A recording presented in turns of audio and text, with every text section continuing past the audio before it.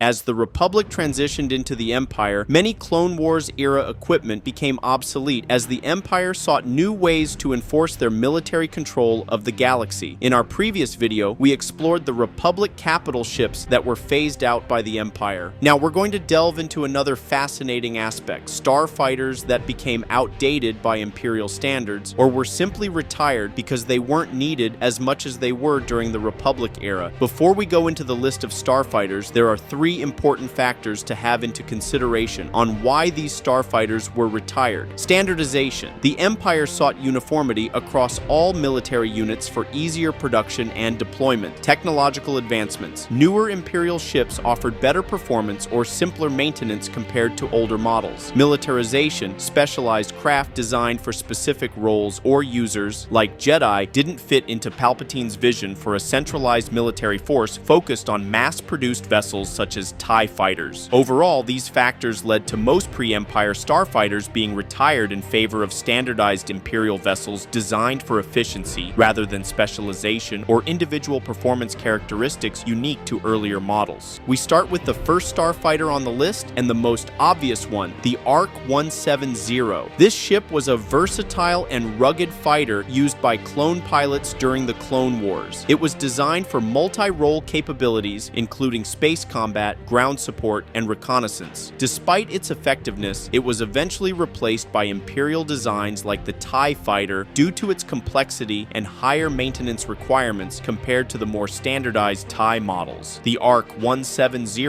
required a crew of 3 clone trooper pilots, a pilot for flight maneuvers, a co-pilot for laser cannons, and a tail gunner, plus an astromech droid for onboard repair. This complexity could make it more challenging to operate efficiently compared to single pilot fighters like the newer TIE fighters. The ARC 170 did serve under the early Empire before being replaced. The second on the list is the V-19 Torrent Starfighter, an early model used at the start of the Clone Wars, known for its speed and maneuverability. However, it lacked a hyperdrive initially, limiting its long-range capabilities. As technology advanced during the war, newer models with improved features became available, making older designs like the V-19 less desirable. The next on the list was the Delta 7 Starfighter, which, although related to the Jedi Order, they were very well known at the start of the Clone Wars. They had high performance but were fragile ships that required highly skilled pilots or Jedi to operate effectively. They were gradually replaced by newer models like the Eta II Interceptors. The Empire phased them out because they did not fit well into a standardized military structure that valued mass production over specialized craft. Plus, they were a memory of the old Jedi Order. The V-Wing was introduced towards the end of the Clone Wars as an escort fighter with elements from other Republic designs like ARC-70s and Delta Series fighters. V-Wings served effectively but lacked distinctiveness compared to other specialized craft or newer Imperial designs. Although first considered to be bombers, they were changed later to be escorts, as this function was covered by the Y-Wings, and instead were a somewhat precursor of newer Imperial ships such as the TIE Fighter and TIE Advanced. Although not a starfighter, I still have to add it in this list as it was as versatile as a starfighter, and I'm talking about the LAAT, Low Altitude Assault Transport. After the Clone Wars, the ship basically became obsolete under Empire standards, as it was no longer needed to deploy massive amount of troops on the ground. Instead, the Empire relied on newer transport ships like the Lambda-class T4 shuttle, which had larger cargo capacities, making them more cost-effective. The Empire decided to stop producing the LAAT gunship since it no longer fit into their new structure.